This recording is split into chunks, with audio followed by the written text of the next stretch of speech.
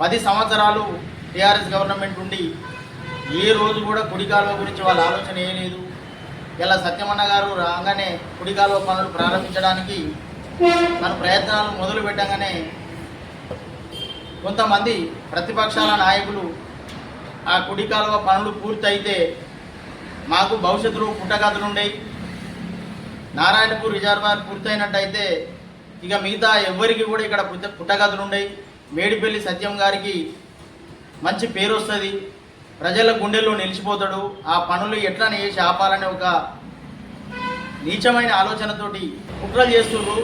కుడి కాలువకు సంబంధించిన ఒక 30-40 గ్రామాల ప్రజలందరూ రైతులం అట్లే సర్పంచ్లను కూడా బీఆర్ఎస్ నాయకులను ఊళ్ళల్లో అడుగుపెట్టనీయం, మా కుడి కాలువ పనులు పూర్తి కావాలి, వాటికి అడ్డుపడితే రేపు మిమ్మల్ని గ్రామాలలో తిరగనీయం, ఊళ్ళల్లో కూడా రానియం, ఖబర్దార్.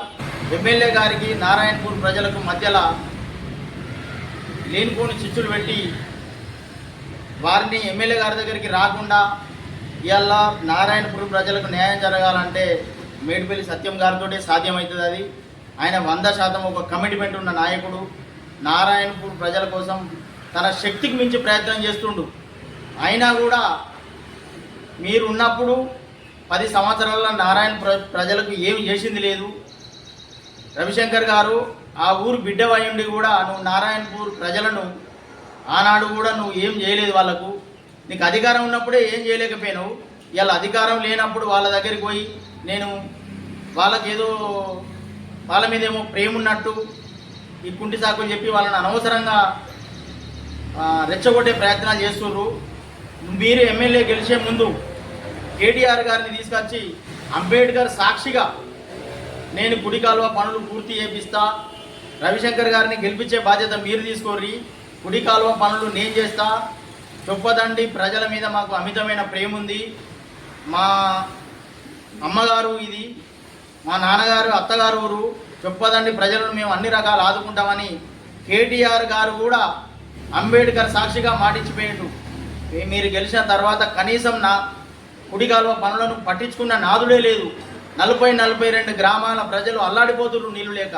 మీరు ఏ రోజు కూడా ఈ 42 గ్రామాలను ఒక్కనాడు పట్టించుకున్న సందర్భాలు లేవు. నారాయణపూర్ ప్రజలకు కూడా ఎమ్మెల్యే గారు 100% వారికి విడుదల వారిగా న్యాయం చేస్తా అని ఆయన పదే చెప్పుకుంటుండు. శక్తి మించి వాళ్ళ కోసం కష్టపడుతుండు. దయచేసి నారాయణపూర్ ప్రజలు కూడా దీన్ని గమనించాలి. ఎవరో చెప్పే మాయ మాటలు నమ్మి మీరు ఎవరి దగ్గరకు పోతే న్యాయం జరగదు. తను 100% మీకు న్యాయం చేస్తాడు. అనవసరంగా ఆ ఊళ్ళో కొన్ని కాంట్రవర్సీ జరిగి గొడవలు అయితే కూడా దాన్ని కూడా ఎమ్మెల్యే గారి వెంటే రుద్ది ఆయననే కేసులు పెట్టించడం ఇది సరి అయిన సమయం కాదు.